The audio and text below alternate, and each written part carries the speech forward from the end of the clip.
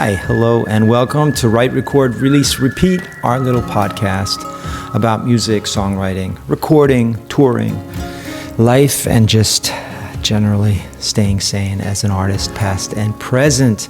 My co-host Salim Nourallah is a singer-songwriter, producer, and studio owner from Dallas, Texas, who's been releasing fantastic music since his first album as Nourallah Brothers with his brother Faris when that came out on Western vinyl in 2000.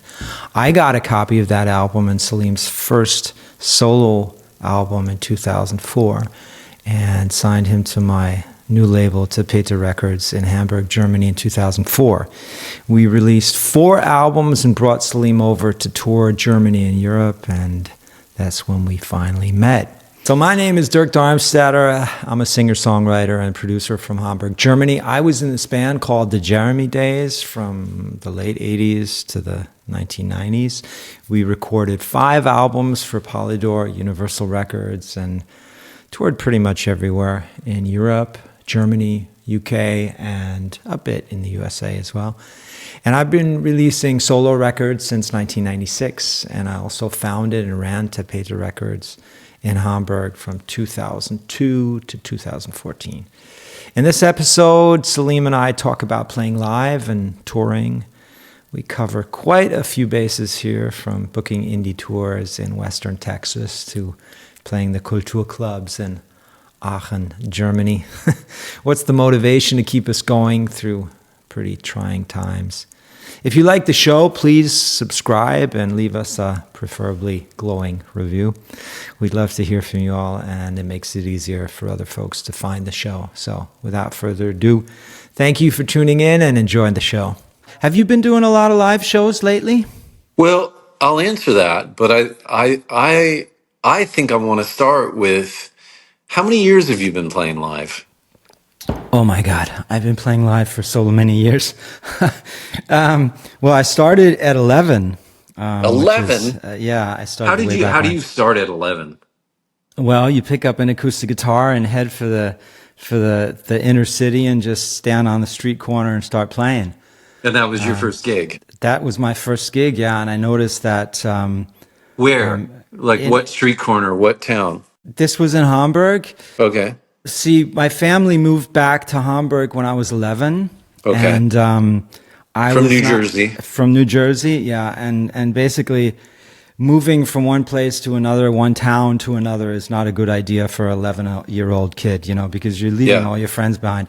And especially, moving from the U.S. to Germany in the mid-70s, it was like, I felt like I was, stranded on the Mayflower or something. I was taking a ship, and I would never, ever see my friends again. I came to this country, and my German wasn't really very good, and the weather takes a lot of getting used to. It's sort of like Liverpool, a lot of rain and fog, and it isn't, sunny. Color. I felt like I had been dropped into this black and white world of misery.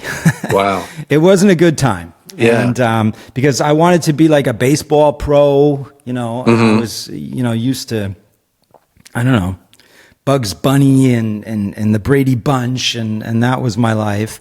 And Germany in the mid-70s was just a different kind of place. And and I came here, and I was really, really unhappy. And my sister, she kind of saved me. She brought home a copy of a then popular, I don't know, like Teen Beat, something like the German equivalent to that, like some music magazine. And I didn't know any of the bands in there. And it had a big poster. And on the one side, it had Deep Purple in black and white, beards and all. And they were looking mean and rough. And on the other side, it was, and this may not be the most credible, cool thing to say, but on the other side, it had the Bay City Rollers. Remember them? Right. Bye Bye Yeah, Baby. Of course. And it was in full color, and they were all like, yay! Yeah. And I thought, so that was probably my first, rock or pop. Should I take this route or that route? You took pop. I chose pop, and I put it on my wall. And next Yeah. day, I took my skateboard over to a shopping center Uh-huh. in a place called Poppenbüttel. Yeah. And I went to the local record store and I said, Bay City Rollers, who are these guys? Do you have anything? And they gave me a vinyl copy of Bye Bye Baby, which is Yeah. actually, it was a cool song. It was a doo-wop song. I don't quite remember who the original is from. It was a great song. And I played that on my mom's stereo and I started crying. It was Wow. the most beautiful thing I had ever heard. And it completely took away all the pain and loneliness, and it had kind of answered all the questions that I had up Yeah. to then, like, what am I doing here? Where am I going? I'm alone. And all of a sudden, I wasn't alone anymore. I thought, that is what I need to do. I played that record. Everybody has probably one of these stories, what the record was. Well, did you Mine. start playing guitar after that? And immediately, yeah, I told my dad, I need a guitar. So he went Yeah. out and bought me like a little acoustic nylon string guitar. And I even took some lessons, which I didn't really like because they put us in a room, 20 kids playing The House of the Rising Sun. Dun, dun, dun, Yeah, sure, dun, dun, sure. dun. That sounds Drove like a me nightmare. fucking insane. It'll drive And anyone I said, insane. yeah, it's going to drive you crazy. So I said, I don't need that. I knew 2 or 3 chords, and that was pretty much all I needed. And then I took the subway downtown and I started playing. And people Do you started. remember that day? Like what the motive, like what the goal was? Was it to just play? Was it to make money? Was it to just get out of the house? Like, what was the goal that day, Dirk? Do you remember? Just, It was because just, that's a brave move for an 11-year-old. yeah, it's a good question, actually. It wasn't to make money, really. That was like Yeah. a nice afterthought, really. It was just, I knew I just had to do that. I just had to play. I wanted to sing. I had a couple of Bay City Rollers tracks and a couple Yeah. of Beatles tunes. Yeah. I played "Girl" by the Beatles and Wow. and that kind of stuff. And it was just so fun. It probably had a lot to do with like trying to meet girls as well at some point. Yeah. Well, at some point, but did you end up busking again? Was this Yeah, something that you yeah, ended up doing? And totally. so how many years did it take between the busking years and playing your first professional gig? And I'm going to define professional gig as you are paid a fee by someone, even if it's a relative, to go play. So when was your first professional gig and what were the circumstances? Okay, well, these days I kind of think back to my busking days, and some days I'd make more money busking than I did if I go out like on a regular basis Sure. now. So I Sure. don't really know what Yeah. the professional and not so professional, where it started or ended. Yeah. I started busking and I traveled a lot in Europe. There was this thing back then, it was called Interrail. I think for Americans it was called Eurail. Did you travel to busk? Yeah, I Wow, took a that's like train. hardcore. Yeah, I took a train. So Interrail and Eurail was like 4 or 6 weeks Yeah. of free train travel through all of Europe. I mean, we're talking Rome, Barcelona, Cannes. You could go all the way up to Stockholm, and How that's. old were you when you were traveling though? And how did your parents feel about this?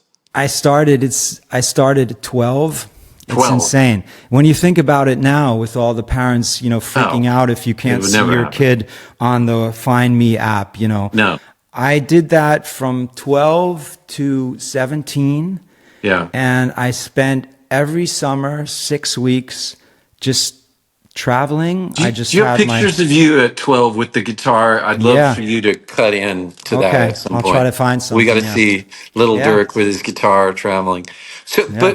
but what I'm getting at is at some point, I know those were, now I understand professional. At some point, though, something happened where you ended up in a formal gig where you played a venue, you played a birthday party, or you some. So I'm wondering if there's a memory of that jump where you're not on a corner, you're not busking, but at what point are you in a venue? an actual venue? I think it was the process was kind of fluid, I'd say, because even when I was traveling through Europe, I'd be standing on a street corner in Cannes, France, playing, Okay. and I'd then get invited to some, I don't know, bar, cafe, and they'd ask me to play there. So, and they'd, feed me or Okay. give me a bit of money. So I guess that was a proper gig, I guess. I think for myself, for me, the next step is when did I actually start doing that, but not with James Taylor songs or Beatles songs, Sure. but with my Your own own. songs, Yeah. that was the next, And next step. when roughly was that? When did you make that jump?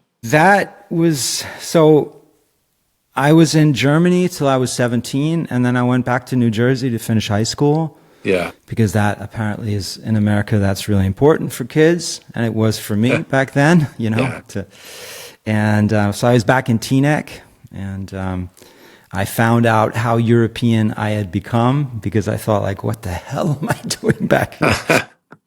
Thankfully, New York City was close by, so I would always kind of escape to New York City.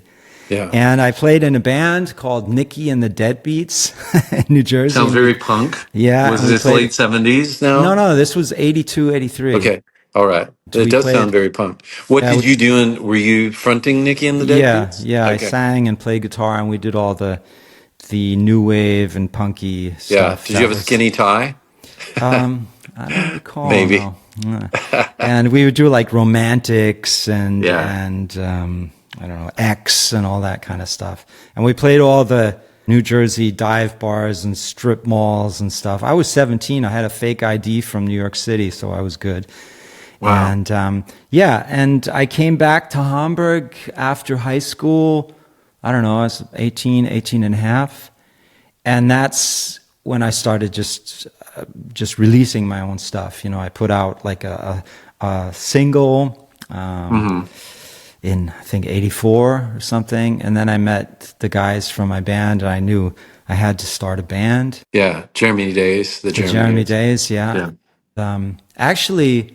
Because I had this single out in 84. It was like a pop kind of, remember like Nick Kershaw and Howard course. Jones and all these Totally. guys? That Yeah. was like the kind of vibe that was, it was called Send Her a Dream. Was it synth heavy? Like, were you? Yeah, it was pretty synth heavy, yeah. And Yeah. Is it on Spotify anywhere? No, it's not. Damn. Or a But you can video? find it if you dig deep in the internet. You can kind of Were find you it. teasing your hair at that point? Was there any sort of? I just had lots of hair. I didn't really have to do anything. It Didn't was have just to do that. And I remember because it was We all like, did. it was a tiny hit in France for some reason. So I got to go to France, and I was in France that's doing interviews. I was 18. I think. Yeah. And you were solo. Were you under your name? I was a solo artist as I had a nom de guerre, which was Kirk Novak. Oh my God, the worst nom de guerre ever. Anyway, I think it's pretty great. kind of cheeky. Yeah. Anyway, so I was on Polydor Records, and I had like a meeting with the Polydor people, and we were at the office, I don't know, Champs-Élysées somewhere. And I did a couple of interviews, and afterwards the Polydor rep kind of said, come on over, I need to play you something. There's this new band that Polydor UK has just signed, and you should listen to this. I think you'd like it. And it was Lloyd Cole and the Commotions. So that must have been like 83 or 4. Exactly. Yeah. And he played that, and it was Forest Fire, the first track off that album. And that was another of these, the big moments. Eureka moments, yeah. I guess. In that instance, my solo career was over. Yeah. And it was, Kirk Novak was officially dead, no 80s hair or whatever. It was like, I got to get back. I got to get in a band and just make, this is what I need to do. So, and it's so funny because you do know that Lloyd was, we became fast friends like years later.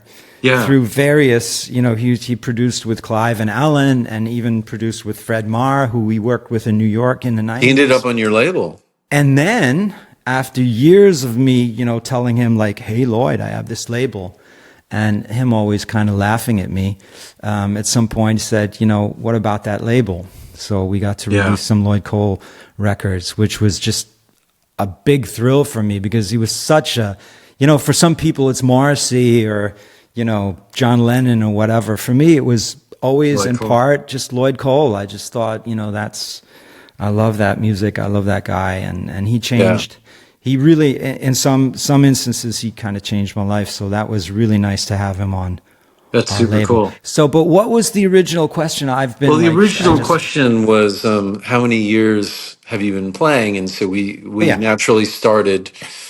You'd started at 11, which is, gotta hand it to you. That's probably one of the most fascinating stories I've heard. We could simply talk about this for an hour easily, because like even you just happening to mention you got signed to Polydor Records, like how did you end up with with getting signed to Polydor, and at yeah. such a young age? How did you come across their trajectory? That whole part of my life, that it was just one single, one A side and one B Yeah. side, and it was fine. But my life really started after that meeting in that office at Polydor Champs Elysees, and just I came back and I just met this guy, Chris, who had a yellow bass. Huh. And I thought, this is the guy I need to be with. We need to start writing songs, like, seriously. And that's how the Jeremy Days kind of started. Yeah. And when I think back, that's really, there was the busking days and the playing, everywhere, which is really important because, playing music, and that's why I started so early, because I was in such pain. Sure. I just had to do something. Music Well, really, really yeah. saved my life, It's very similar to how I felt. I think many people do. Like, I related to you equating going back to Germany as just feeling like someone had stranded you. I have an album cover for a record I made called Constellation, which is an image of me as a boy with a guitar being dropped from a spaceship into into West Texas, in front of the Franklin Mountains in El Paso. And that was what I had conveyed I felt like and wanted the album cover to sort of humorously portray. So, like, you and I had similar feelings as boys, not fitting in, that also dealing with tough emotions. And that's absolutely also why I started writing music. Was I even as a kid called it taking out the trash, is what Yeah. I coined it. It was like a way to feel better, to and to process these things that I didn't, you know, I knew that I had to process them somehow, but I wasn't old enough or mature enough to know how, other than through music. So Yeah, yeah, but and it's so wonderful that, I mean, that to have something like that, that yeah, can kind of save you, and that can bring you through all the shit. And it kind of brings us to what we're doing now, that we're talking about, like, why and how do we continue to do this with all yeah. the Well, obstacles? I just turned 60. Why yeah. it's a young man's game. Why the fuck am I still even trying? But it's because there's no alternative. I just need to do this. I need to do this for myself. I have to write new songs. I have to record them. And every time I sit just with an acoustic guitar or whatever and start recording and fiddling about, I just disappear. I just get Yeah. sucked into the universe or whatever it is. And it's just the best feeling ever. It's frustrating if you can't find what you're looking for. It's always it's always hard. sometimes it's easy, but usually it's just hard, and it's always a struggle to try to find, you know, that song you're hearing in your head. But I couldn't imagine stopping. I remember I did this. I think I told you this before, but I for some years I was teaching at this music college, BIMM. It's like a British institute, and I was teaching songwriting and stuff for kids. They were like 17 to 25. And the first thing I did, you know, I came in there and said, first, you know, I think all of you should just stop what you're doing for like 3 months. Just stop, you know, stop writing, stop playing gigs or whatever. And if after 3 months you just find that this is not, I can't live this way, you know, I cannot live without writing or playing music, then go ahead, you know, then you're ready for all that lies ahead. Sure. And maybe after 2-3 months, you'll just say, fine, you know, and then I did them a favor and they can do other sensible things.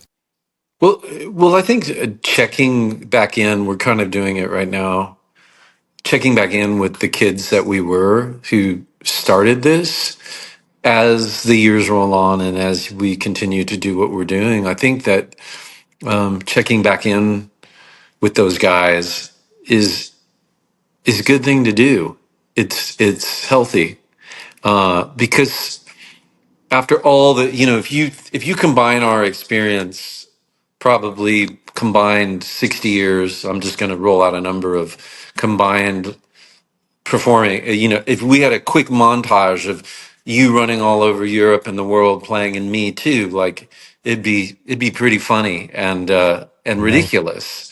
So to try to imagine all of the miles that we've covered, all of the places that we've gone, but we find ourselves now here, you about to turn 60, I'm not that far behind you.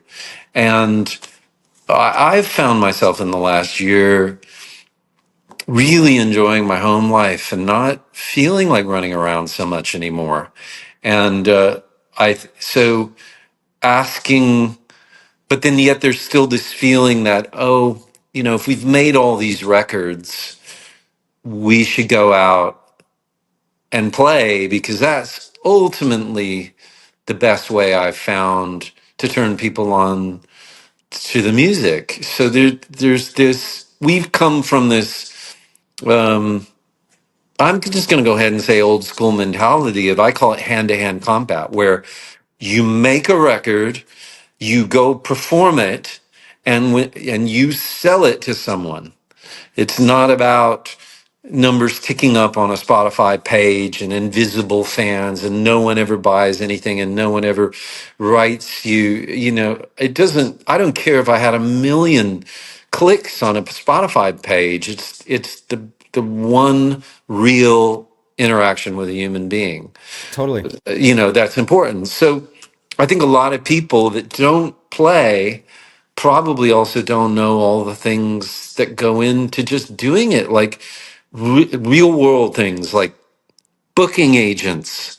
I haven't had a booking agent. I've spent most of my career booking myself. I only briefly had 2 booking agents, once when I was on Tapete, and I You haven't had had a a booking very good agent. booking agency I back haven't in the had a day. booking agent in a decade, and I'm tired.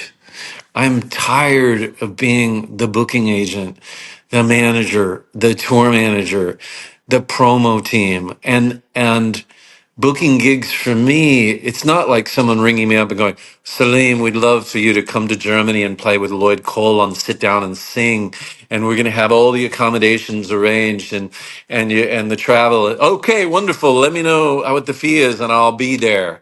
You know, as you know too, and I'm about to ask you, is who's currently booking your shows? Yeah. You? Well, it's It takes a twofold. lot. So as I've mentioned before, the old band is back together, you know, Okay. so sort of. We put out an album during COVID and we're kind of sort of back.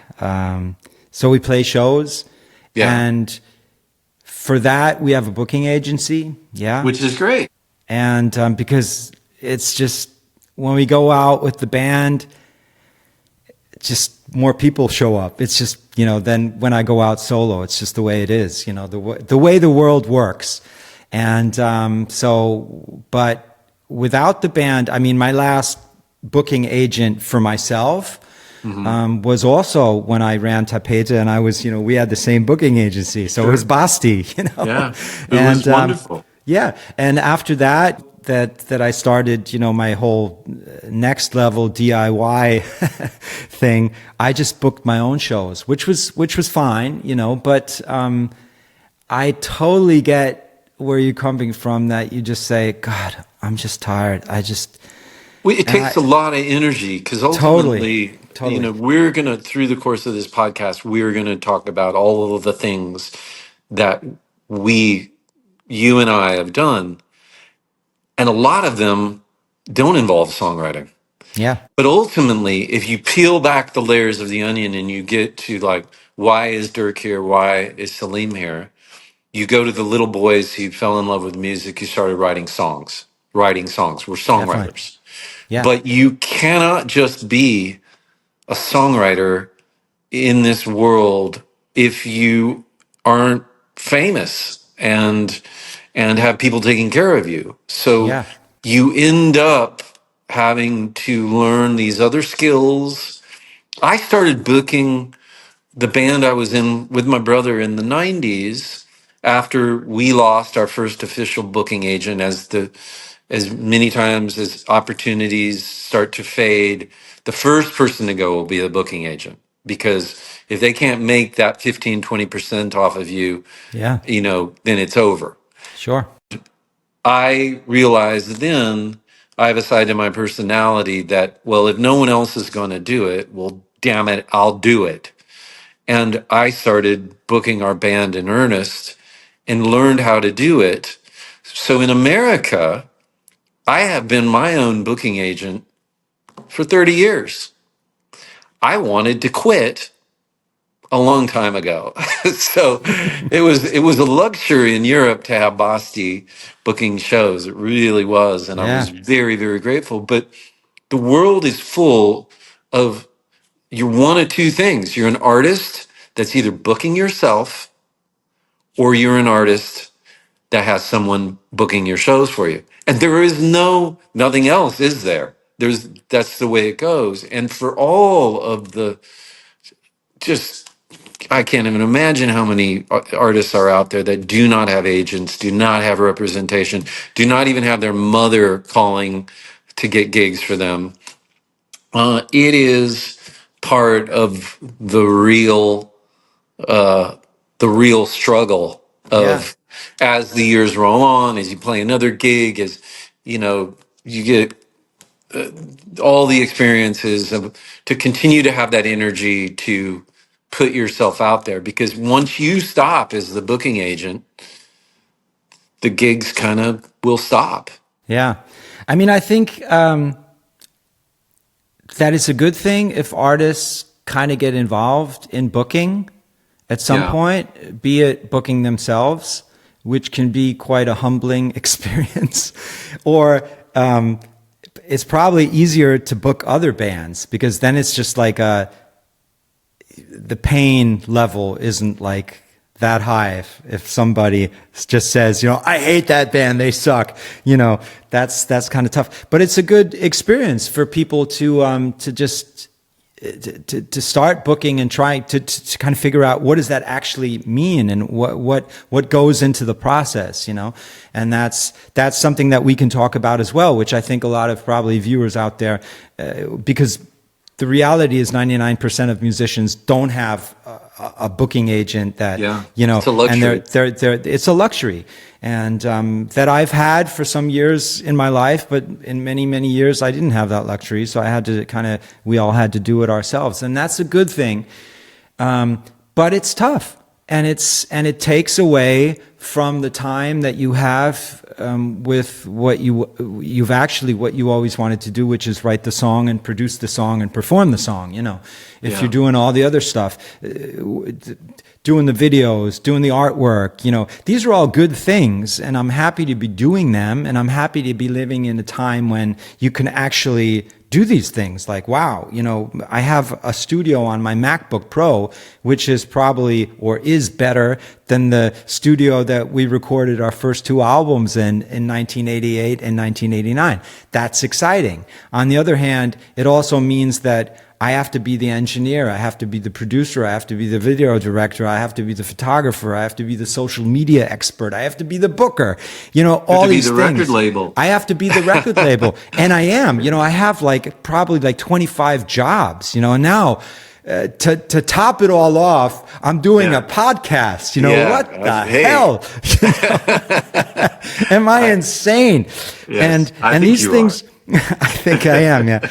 And, these are all good things and positive things, but you really have to see that it doesn't mess with your head. You always have to, the main thing is, as you've said, just who is that kid that started this whole thing? Why did we want to start? And to never lose that just write the song, It's about chords, it's about lyrics, it's not about reverb, it's not about production, it's not about algorithms on Spotify, which is another great topic we can be getting into at some point. Yeah. Well, so we're both still at it with whatever intensity. I'm going to be guessing right now, you're probably playing more shows than me. About this year, roughly, about how many shows do you think you'll end up playing this year? 25. Okay, 25. That's a solid number. I spent many years where that would have been a low number for me. Me too. This year, I'm probably not going to come anywhere close to 25. I'm at the point where booking fatigue has led me to, I have my own venue, which is a very small listening room called Galactic Headquarters, which is next door to my recording studio. And I can play whenever I want. I would love to play there. That sounds I would so love nice. for you to play there. Well, maybe this is the beginning of you coming. It's wonderful because you only need 25 to 30 people. It's a listening room. It's a house concert. I can play whenever I want. I can invite whoever I want.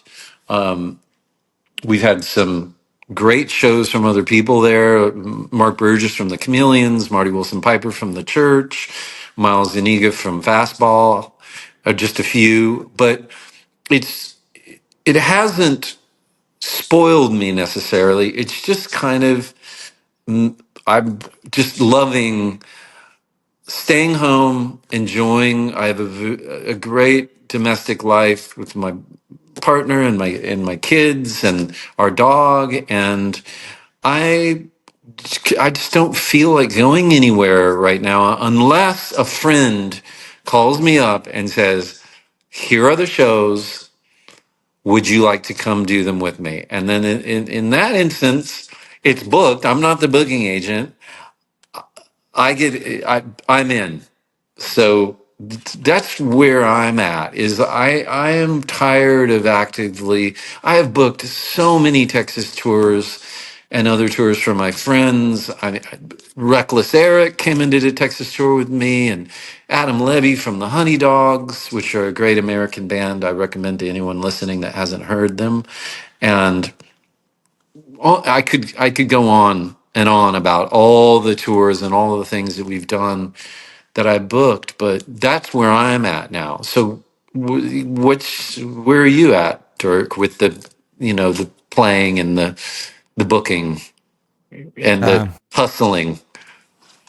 Just as far as live performance. Yeah, because the hustle never ends. But in the live sense, yeah, I'm totally with you. And then I played a show yesterday up north Yeah. in a town called Henstedt-Ulzburg, Okay, which I haven't even been there. probably most listeners will never have heard of. But that's the thing with Germany. There's so many people just spread out, and they're like these cities. I remember we had some like this Canadian band from Tapete, and they were over on a tour, and they were like, "Man, this is crazy," You only have to like hop in the van and drive for an hour. And there's this next city, which has like 1 million people and like 10 venues. It's crazy. Back in Canada, we have to drive 14 hours through 3 snowstorms to get to the next gig. That's insane. So Germany was always like a great place for touring. I mean, there were tons of places. Well, I want to go back to your gig though. You went to the north. Yeah, I went to it the a north drive up and and drive back? Did you make It was which. How many hours? Just 1.5 hours getting Okay. there, and it was fine, no biggie. And it was like at some like culture thing, Culture Center? culture center, yeah. Yeah. And Which we don't have, by the way. We don't have culture centers in Texas because there is no culture. that's harsh. I just said that to get you. Well, that's just a thing I discovered as an American in Europe is they have these culture centers. I think we should explain this to some listeners out there because it's a really cool thing. They're actually funded by is it the government partially or and they're given grants to or money to actually host artists, right? It could be poetry or book readings or musicians. Do I have it right or Yeah, somewhat, some of them, yeah, and some of the okay? yesterday it was like a Verein, which is like what's a Verein in English? It's like a club, sort of, Yeah. a community-based, I don't know, project to, for culture, and that's exactly what it is. They have everything from poetry to movie nights to singer-songwriters to ABBA cover bands. It's like it isn't like CBGB's.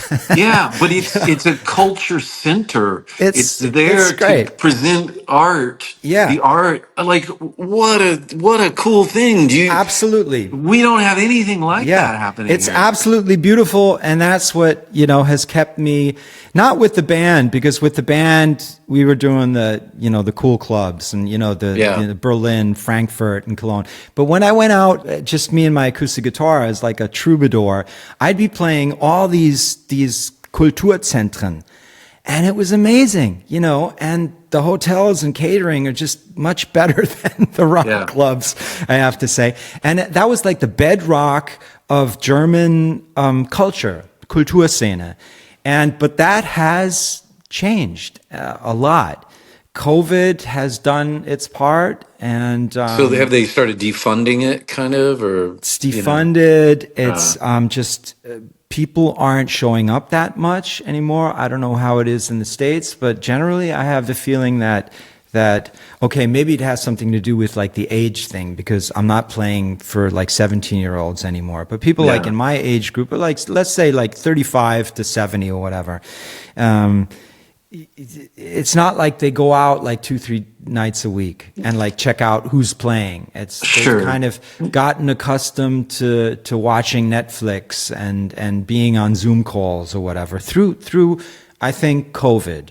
Yeah. And it's really difficult to get these people to pull them back. And a lot of the clubs and the Kulturzentren are having really problems. So it's not just me not pulling in the crowds. Yeah. It's just generally, you go there and you talk to these, the promoters, whatever, and they're like, oh my God, we had like this amazing songwriter from, I don't know, Australia yesterday, and there were like 12 people there. Well, It's just sad. yeah, all of it makes me think back to my days of playing in Germany. One of my favorite venues and nights I've ever had, and I'm going to destroy the name, but I will try, and you can correct me. It was in a place called Aachen, Aachen, yeah. and it was, I believe, called Rastat. Raststätte. Oh, Okay, classic. yeah, Yeah, and iconic that was the place. culture center. Oh Yeah, man, amazing yeah. place. But I also have to scold myself for trashing Texas because I actually misspoke. When I first started really, really playing a lot as a solo act, there was nothing like that in Dallas. But ab- about 10 years ago, people started doing things. And so there's Performing Arts Center, the AT&T Performing Arts Center that started paying musicians to play, and the museums in downtown Dallas, and the Modern Art Museum, and so there was a wave of people that kind of came in around 2010 in my city and started doing those things. But I had not seen it. I'd only seen it in Europe Yeah. before then, and I do think that all of them are struggling post COVID, but yeah, you playing in Culture Center last night has taken us on this digression, I Yeah, guess, or I this think my digression off-roading. was, Yeah. yeah, off-roading is always good. I think this podcast should be like, it's all about off-roading. Yeah. We're off-roading now. We're Totally. you're in the Great North in the Culture Center, and how was the attendance? How was the It was production? How okay. was yeah. Thankfully, I have like a pretty stable audience, but it isn't like massive or Yeah. huge. It's always on the verge of promoters not losing money, I'd say. Yeah. It's not much more than that, but and I'm so with you on the traveling around and thinking like, God, I could be home, I could be either with my family, or I could be in my studio actually writing new songs. Sure. What am I doing somewhere in deep Bavaria playing in front of, I don't know, 13 people in some Kulturzeit? What am I doing with my life? I totally get that. And especially like the amount of attention to detail and the work you have to put in to actually get these gigs and to make them happen and to get there, the long drives, all that. And then I On your drove own. On on your your own. own. You Yeah. didn't go with anyone, did you? No, which Well, but I'm fine with. I can deal with, But did I you can. bring a merch? Do you have a merch suitcase that you bring with your? Yeah. It's just So right back. I can show it to you. It's, sure, vinyl CDs. And that's another thing I wanted to talk to you about. But we can do that at some point. we will. But The I'm going to answer your formats. question. Why am I doing that? When I ask myself, it's that merch suitcase that still is yelling at me from the corner of the room or the back of the seat, because there is this thing. It's like, if we don't physically go perform our songs, still, even though you have people that follow you, I have people that follow me, we could probably kind of scrap that. There's still this work ethic. Yeah. It's like it's in and the feeling of part of your responsibility to the songwriter is to just go play. Yeah. And because that is ultimately the way you bring your merch case with all these, and even if you find one person for the night that goes home with one record and falls in love with one song, that's such a big part of why we're still Totally. motivated to do that, right? Totally. Now, the best feeling in the world is what I'm about to show you now. I'm going to, Okay. in my back pocket, it's always my right back pocket of my jeans. Yeah. It's crumply, it's merch money. Great, I love See it. that? Yeah, This how much is you got there, yesterday. Dirk? This is Inquiring yesterday. minds want to know, how much do you have there? Whoa, Okay, I'm not gonna. you got a It's 50. hey, I got a 50, and it's not that much, but it's exactly what you were saying. It's actually showing up, playing your own songs, presenting not only your new stuff but your kind of body of work. and it doesn't matter. It's 10 people, it's 50 people, if it's 100 people. If some people show up, and I love doing merch after shows. I talk to the people and whatever, and just people just buying, like, be it a vinyl album, a CD or whatever. It's the best feeling in the world.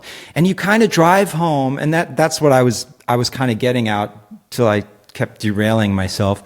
I drove up there thinking like, oh man, what am I doing? You know, is anyone going to show up? I don't know. You know, this is all just a drop in the ocean, and who cares anyway?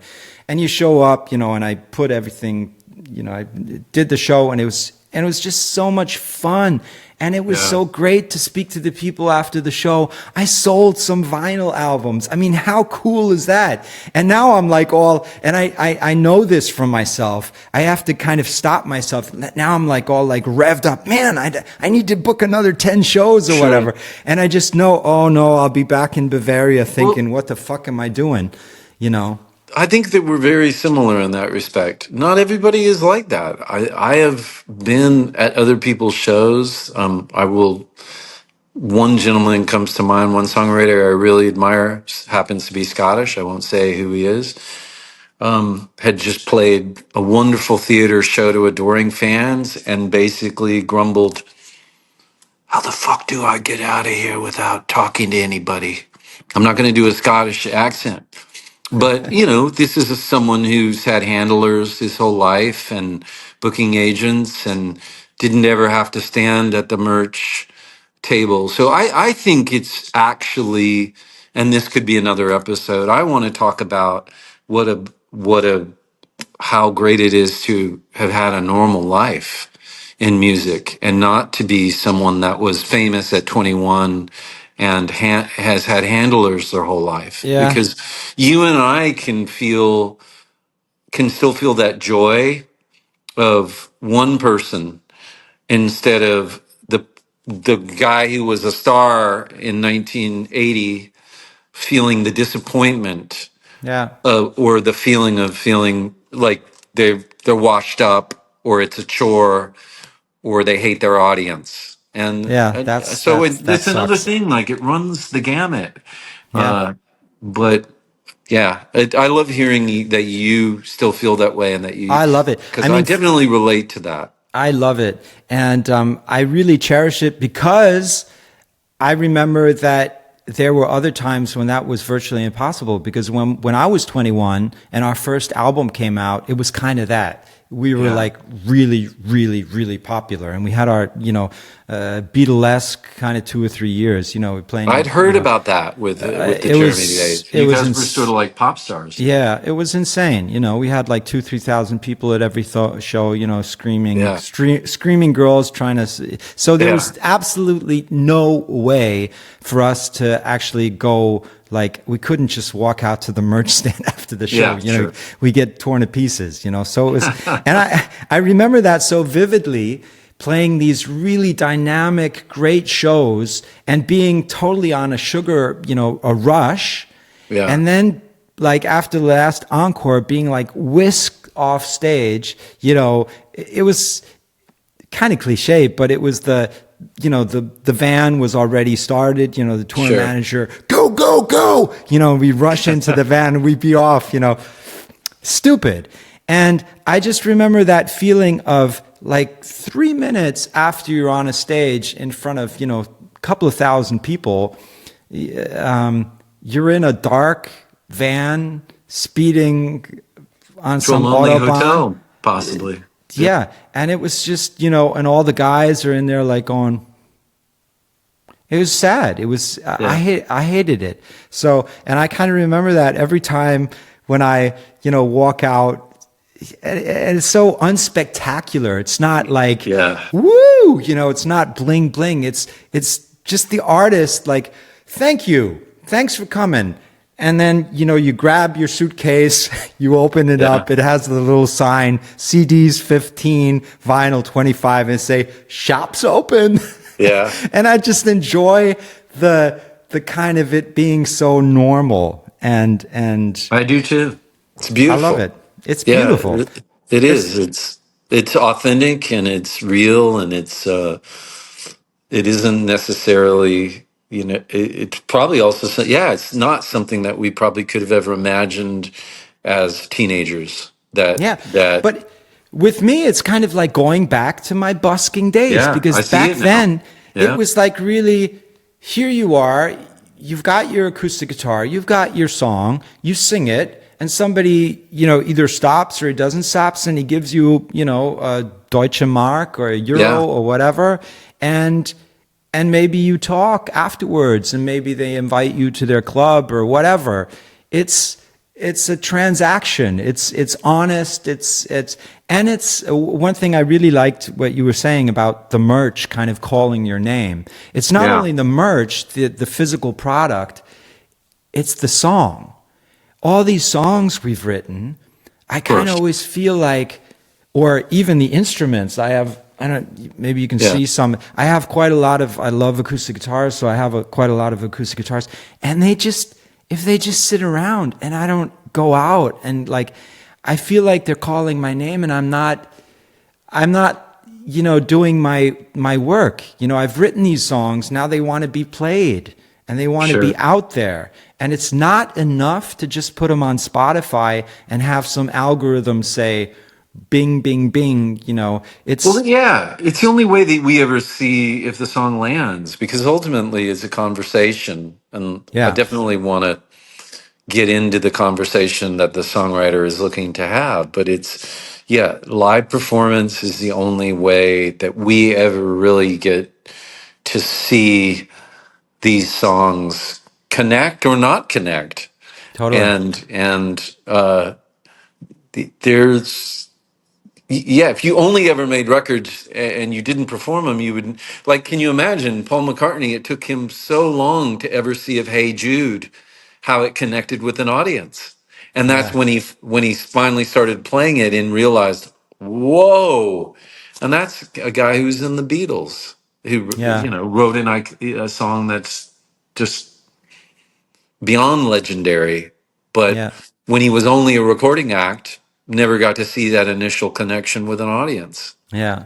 So So what are we going to do about this, though? If we want to stay at home and we don't want to really be our own booker, I mean, I would say to young musicians or so, it's nice to have people kind of working with you or working yeah, for you. So I would always, I mean, definitely try booking your own shows, but it's a good thing to have other people calling. but we And have no control. We have no control over whether they do. I tell young artists a lot. We none of us can control how much the world loves our music or us. yeah, All we can do is accept whatever it is and keep moving forward with positive. Don't let it taint your the way you look at what you're doing.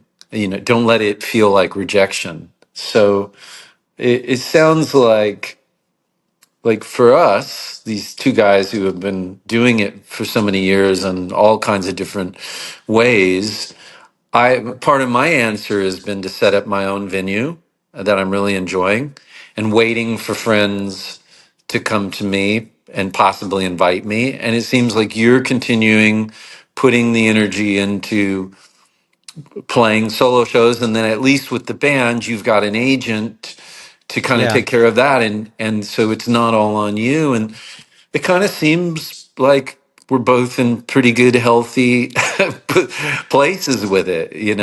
It's Sometimes it feels like that. Sometimes it doesn't. That's yeah. that's the thing. Sometimes you really think like, "Wow, man, this is just not working, and I don't know how long I can continue doing this. I don't even know Mhm. how long I want to continue." Like the driving and what I was saying. But then you have those moments on stage in some place, and it's just, wow, this is so wonderful. I need to. Yeah, I'm not going to give up just now. Yeah, And do you do like house concerts over there? Is that a thing? I do. I haven't done a house concert in a while just because I haven't gotten that call. Or I have some friends in Abilene, and I've done a few there, and so that was probably when my last house concert was in Abilene, Texas. So they happen. Yeah. Um, So the house concert thing is still alive and well in over here, but I think it's, will we ever stop? Probably not.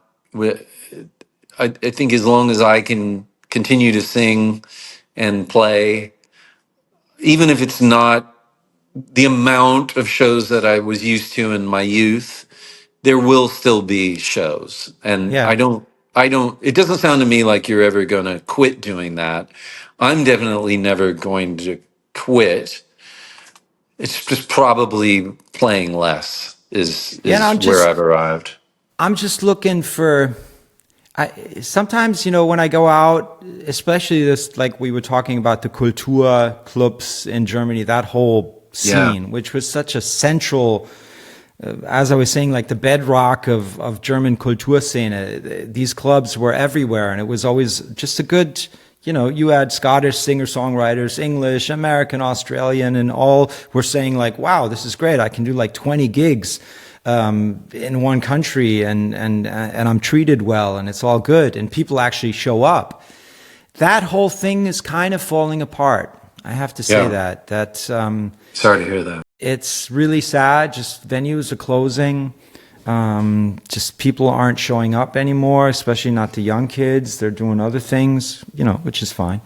And so I'm kind of on the lookout. If that's the contract that was made, you have a venue, and the venue kind of sells tickets and does the promo, and people show up, buy tickets and come down to the venue. The venue pays the artist, a small guarantee, and it's a door deal, be it 60-40 or 80-20 or whatever. The venue pays for the hotel and all that. If that was like the contract, that is really fraying at all the edges.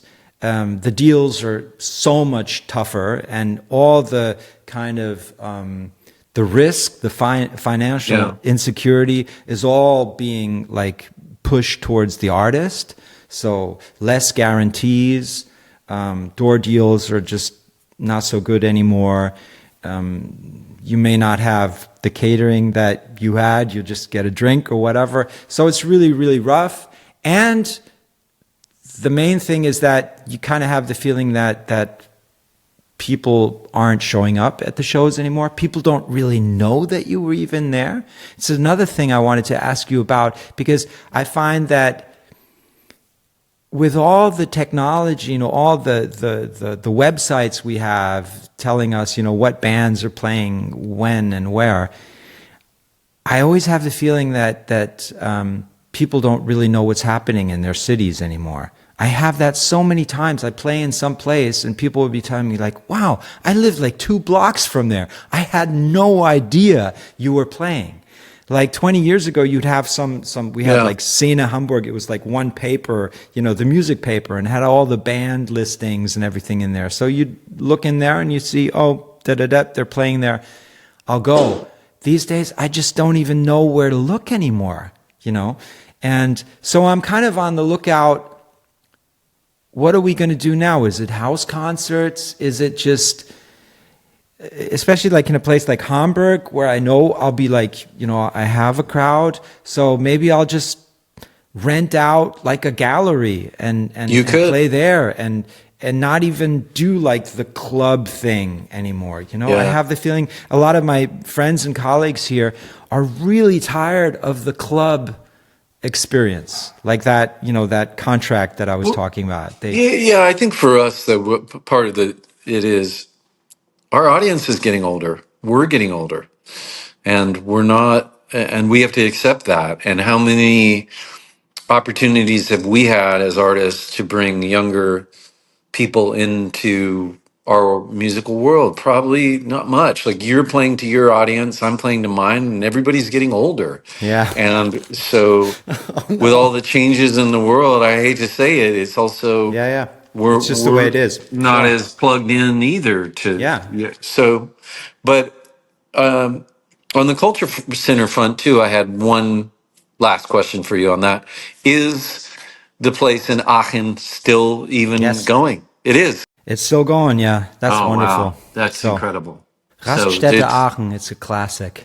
it is a wonderful, wonderful place, and I'm happy to hear that. Maybe someday I'll get to go back. Hey, But we should do a gig there together. Salim and Dirk play the that would be incredible. Well, Raststätte. maybe this is the beginning of a conversation of you coming to Texas and me going to Germany, and us doing a swap.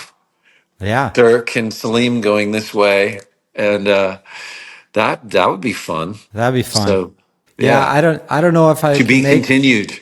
to be continued. I'm not sure if I can make it to the U.S. considering the political upheavals Sure, at the sure, moment. sure. If they'll even let me in or let me out again, you know. Yeah. Well, and then the guy with the Muslim last name isn't a great Yeah. front to get you. I can't vouch for you. It's like I'm having trouble coming in as Dirk Darmstaedter, like the Yeah. East German spy. And I said, Yeah. no, wait. I have my friend Salim Nourallah coming to pick Yes. me up. That'll He's clear going to things help you up. out. Well, I think that's possibly a good way to wrap this episode up. Yeah. Great talking to you about all this. And I think episode 2, not bad. Yeah, this is so much fun, Salim. We'll be getting through all the. I have so much. I mean, this is just. I have a little paper thing here, so and it's like we haven't even gone through like I think like 4 or 5 bullet points. We'll But get to hey, 'em. we're riffing. You know, We that's the way are. it is. And, Yeah, we are riffing. Save the bullet points we didn't get to yeah. for another Fuck the one. bullet And points. You yeah, know, let's save the riff. bullet points, Dirk. Yeah. I may have a microphone next week or next time, Oh next wow. episode. So who But knows? can somebody please appreciate the new lighting system I have here? You know, it is dark. You're looking good. I'm looking good. So every My light is podcast. natural. Yeah. Well, you're so fortunate to be in Texas. You know, it's nighttime in North Germany, you know. Sure. So I have to use artificial light, you know. So every podcast episode, we like take it up a notch, at least right, with the technically, production. you know. We who knows where we'll end up at the end. We'll have hair and makeup and everything. It's going to be so slick. outfits. Yeah. We'll have outfits. Yeah. We need some Dialogue. outfits. Yeah. That'd be cool. But it's great seeing you again, Dirk. Yeah. Wow. So thank you so much for tuning in and being with us here for episode 2 of our Write, Record, Release, Repeat podcast. Yeah, we'll be back next month. It's like a monthly thing. And yeah, come on back. So if you like this show, so subscribe, you know, do what the cool kids do. And yeah, you can also leave us like, you know, what would you like us to talk about? Any ideas out there? So yeah, leave us a review. We'd love to hear from you. Thank you so much for tuning in, and see you all next month.